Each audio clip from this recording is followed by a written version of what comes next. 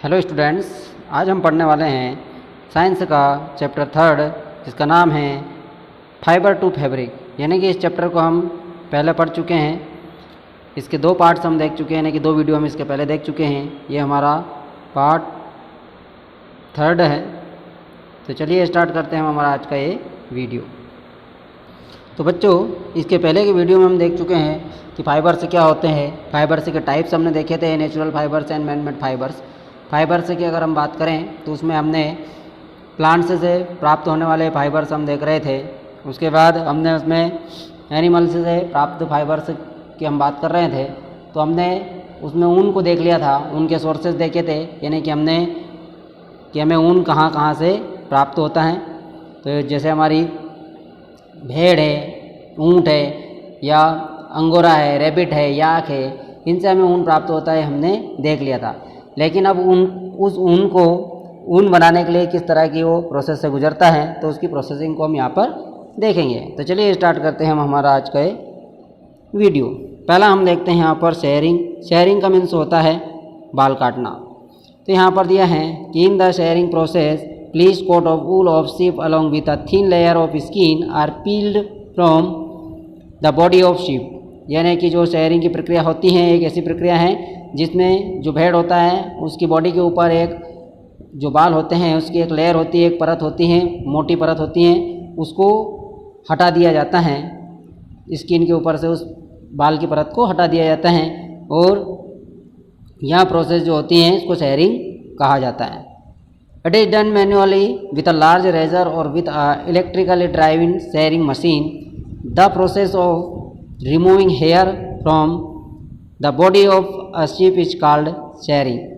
यानी कि ये जो काम किया जाता है ये मैन्युअली होता है। जैसे इसमें बहुत बड़ी एक रेजर, या फिर अगर हम बात करें तो इसमें जो इलेक्ट्रिकली ड्राइविंग जो होती हैं उसके द्वारा बालों को काटा जाता है। तो वो इस प्रक्रिया को शेयरिंग बोला जाता है। Shearing does not hurt the sheep because the upper most layer of the skin of sheep is dead. यानी कि जो शेयरिंग की प्रक्रिया होती है इस प्रोसेस में जो भेड़ होता है उसे किसी प्रकार का दुख नहीं होता है, किसी प्रकार का दर्द नहीं होता है, क्योंकि जो उसकी स्किन होती है, उसकी स्किन की अपर मोस्ट लेयर जो होती हैं वो डेड होती हैं, जिसके कारण उस भेड़ को किसी प्रकार का दर्द का एहसास नहीं होता है। Sheep are sheared off their wool in early summer so that they do not feel the heat. यानी कि उस भेड़ के बाल जब गर्मी स्टार्ट होने वाली रहती है तभी उसको बालों को काट दिया जाता है, जिसके कारण उसको गर्मी के मौसम में और ज़्यादा अधिक गर्मी का एहसास नहीं हो।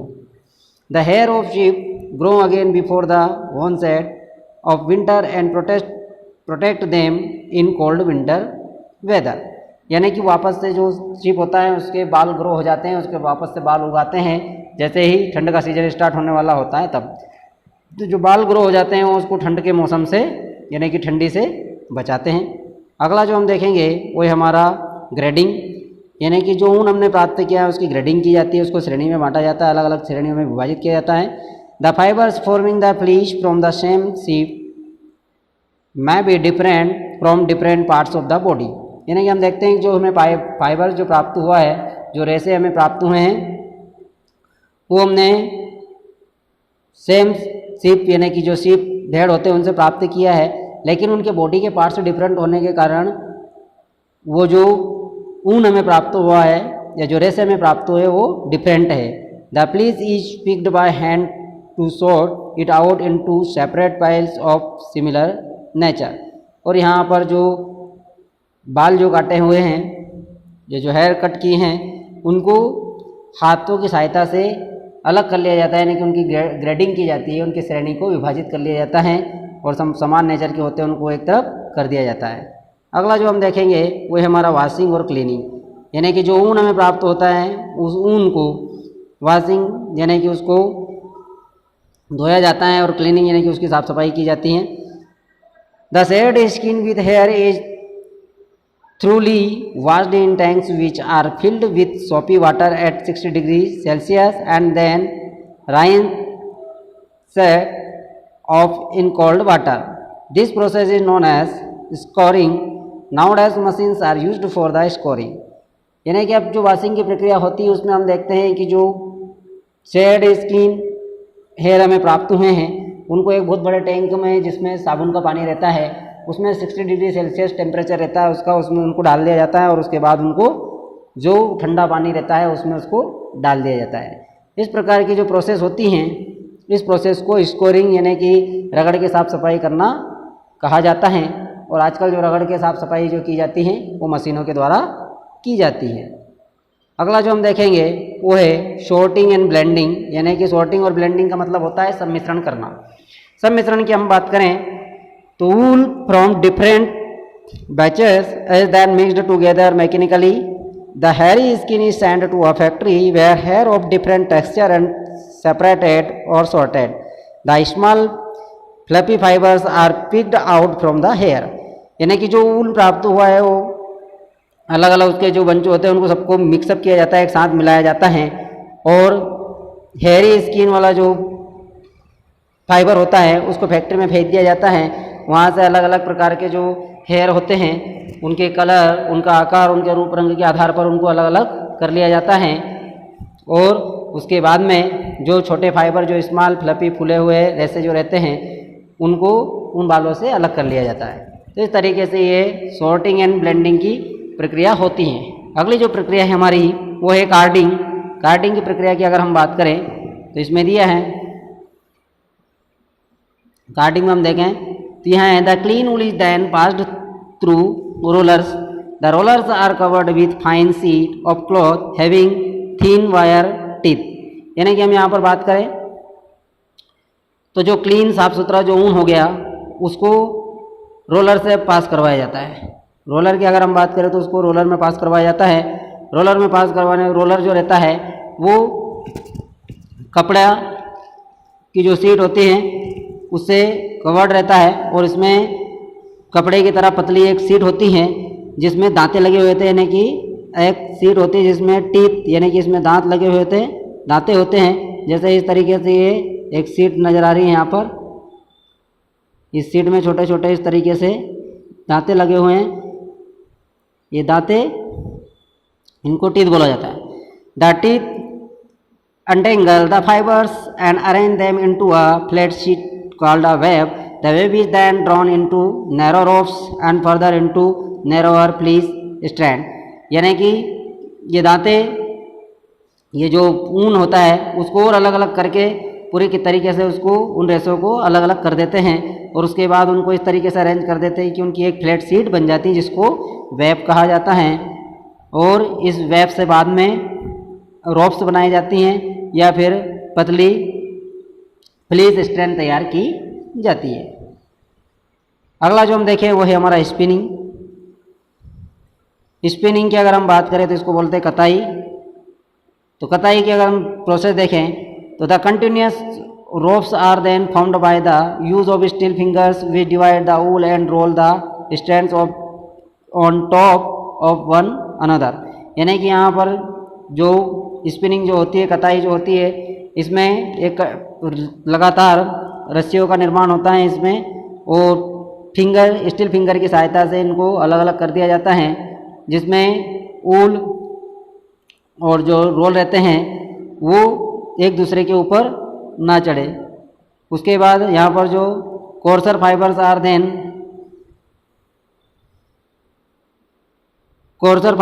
Then twisted into rope like structure. और जो ख़राब क्वालिटी का ऊन होता है उससे रस्सियाँ बना ली जाती है, यानी कि उनको रस्सियों का आकार दे दिया जाता है।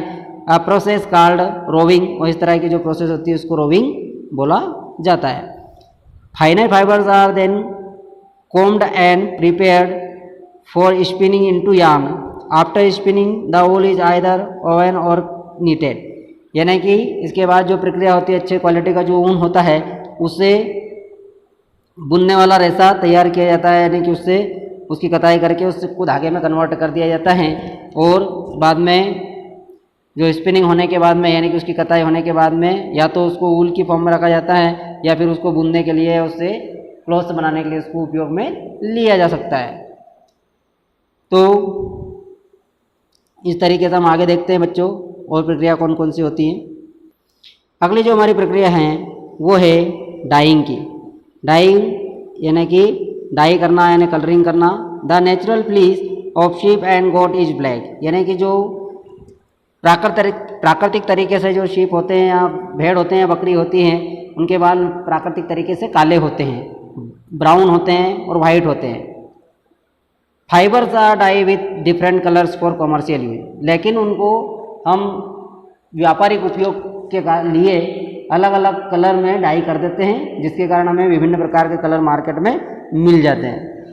तो इस तरीके से ऊन जो होता है, इन तीनों कलर के अलावा जो भी कलर हमें मिलते हैं वो सब डाई किए हुए कलर होते हैं। अगला जो हम देखेंगे वो है वीविंग एंड नीटिंग, यानी कि उसको बुनना। तब ये बुनने की प्रक्रिया हम देखते हैं कि उसकी बुनाई की जाती है।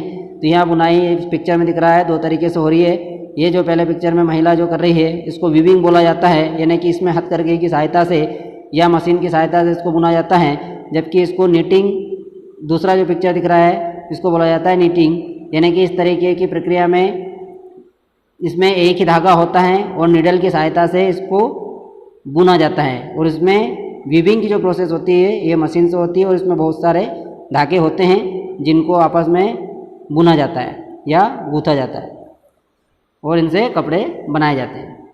तो इस तरीके से यहाँ पर वीविंग और नीटिंग में क्या अंतर है समझ में आ गया आपको इन पिक्चर के अंदर। तो हम इसको देखते हैं।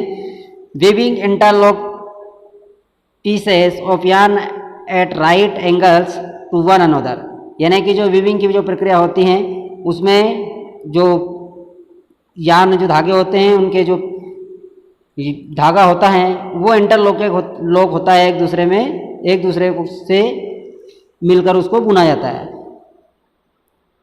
उसके बाद in weaving one set of yarn is arranged, यानी कि जो वीविंग की प्रक्रिया होती है उसमें जो धागा होता है उसको लेंथ वाइज और other is rest cross wise, दो तरीके से उसको बुना जाता है। The two warp and weft are interlocked, यानी कि दोनों को एक दूसरे में डाल के इंटरलॉक किया जाता है। The clothes like pullovers, vest and socks which need to be loose and comfortable in use are made by knitting. For knitting only single yarn is used. The fabric is knit over needles by making loops. और जो ऊन होता है उस ऊन से कपड़े बनाने का काम किया जाता है, जैसे हमारे मोजे हो गए या जो हमारे कोट वगैरह हो गई या स्वेटर वगैरह हो गए, ये सारे उसी से उनकी सहायता से बुने जाते हैं।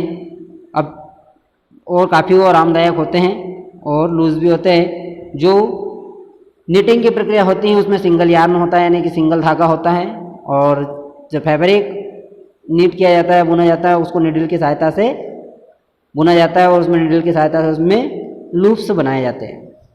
तो इस तरीके से यहाँ पर ये हमारी वीविंग एंड निटिंग की प्रक्रिया हुई। अगला हम देखते हैं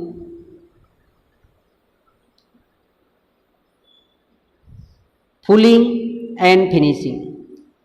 फुलिंग एंड फिनिशिंग की अगर हम बात करें तो यहाँ पर दिया है हमारा, in this process the fabric is passed through quality control inspections where imperfections such as broken thread and variation in colors are identified। यानी कि ये फुलिंग और फिनिशिंग की जो प्रक्रिया होती है इसमें जो हमारा ऊन बनकर तैयार हो गया है, अब उसको यहाँ पर उसकी क्वालिटी को जांचा परखा जाता है। तो वो क्वालिटी कंट्रोल इंस्पेक्शन होता है, उसका निरीक्षण होता है, और यहाँ पर कोई धागा अगर टूटा हुआ रहता है या कलर में किसी प्रकार का जो वेरिएशन होता है तो उसको यहाँ पर पहचाना जाता है। After passing the inspections it continues on the फुलिंग stage, और निरीक्षण की प्रक्रिया से गुजरने के बाद वो फुलिंग की जो प्रक्रिया होती है उसमें वो कंटिन्यू चलती रहती है और उसको फुलिंग की स्तर पर भेज दिया जाता है। Here the fabric shrink both in length and width, woollens are brushed and worsted are obtain enhanced by special treatment. अब यहाँ पर जो हम देखते हैं कि जो फैब्रिक होता है वो सिकुड़ता है, यानी कि दोनों साइड से वो सिकुड़ता है, यानी कि वो लंबाई में और चौड़ाई में। और वुलन जो होता है यानी कि जो ऊन होता है यहाँ पर उसकी क्वालिटी को जो नुकसान पहुँचता है, तो इस तरह के ऊन को स्पेशल ट्रीटमेंट यानी कि विशेष प्रकार का उसका उपचार दिया जाता है या उपचार किया जाता है ताकि उसकी क्वालिटी अच्छी बनी रहे और उसमें फिनिशिंग रहे। अगला जो हम देखते हैं वो है हमारा क्रैबिंग। क्रैबिंग की प्रोसेस को हम देखते हैं यहाँ पर। In this process the fabric goes through hot and then cold water in order to set the cloth. यानी कि इस क्रैबिंग की जो प्रक्रिया होती है इसमें जो फैब्रिक होता है उसको पहले गर्म पानी में डाला जाता है और उसके बाद में ठंडे पानी में उसको डाला जाता है। Sponging is done in order to prevent the fabric from sinking. और इसकी स्पंजिंग की जाती है, स्पंजिंग की प्रक्रिया से उसको गुजरा जाता है, की जाती है, जिसके द्वारा वो जो फैब्रिक है वो सिकुड़े नहीं, यानी कि उसमें सिकुड़न ना हो, इसलिए उसको स्पंजिंग किया जाता है। This is done by the dampening the fabric with a sponge and then rolling it in muslin. यानी कि ये उसको जो फैब्रिक होता है उसको स्पंज किया जाता है और उसके बाद में उसकी रोलिंग की जाती है। तो इस तरीके से क्रैबिंग की यहाँ पर प्रक्रिया होती है। अगला जो ट्रीटमेंट हम देखें वो है हमारा केमिकल फिनिशर। केमिकल फिनिशर की अगर हम बात करें, रासायनिक उपचार उसको दिया जाता है, उसको देखें। Chemical finisher are then added to the wool but the amount and type are determined by the end product use. यानी कि उसका केमिकल उपचार किया जाता है, फिनिशिंग देने के लिए उसमें केमिकल को ऊन के अंदर मिलाया जाता है और उसका अमाउंट इस बात पर डिपेंड करता है कि उसको कितना मिलाया जाए, वो इस के ऊपर डिपेंड होता है कि जो ऊन है उससे लास्ट में क्या प्रोडक्ट बनाया जाएगा, यानी कि उससे किस प्रकार का कपड़ा या कौन सी चीज़ उससे बनाई जाएगी, उसी के आधार पर उसको केमिकल ट्रीटमेंट दिया जाता है। तो बच्चों यहाँ पर हमने इतने सारे प्रोसेस देखी, ये सारी प्रोसेस एक ऊन को तैयार करने में की जाती है। बच्चों यहाँ पर जो हम अगला देखेंगे वो है हमारा यूज़ ऑफ ऊल, यानी कि जो हमारा ऊन है तो ऊन के हम यहाँ पर उपयोग देखेंगे कि जो ऊन है उसका उपयोग क्या क्या होते हैं। तो यहाँ पर दिया है, पहला है हमारा wool felt is used to cover piano hammers. जो पियानो के हैमर्स जो हथौड़े होते हैं उनको कवर करने के लिए उनका उपयोग किया जाता है। दूसरा जो दिया है वो है हमारा wool is used for clothing, carpeting, felt, insulations and upholstery. तो यहाँ पर हम देखें कि जो ऊन है उसको उसके द्वारा जो कपड़े बनाने में उसका उपयोग किया जाता है, मैटी बनाने में उसका उपयोग किया जाता है, दरिया बनाने में या जो कालीन होते हैं उनको बनाने में उसका उपयोग किया जाता है। इंसुलेशन के रूप में भी उनका उपयोग किया जाता है। अगला जो हम देखें, wool is used to absorb odour and noise in heavy machinery and stereo speakers.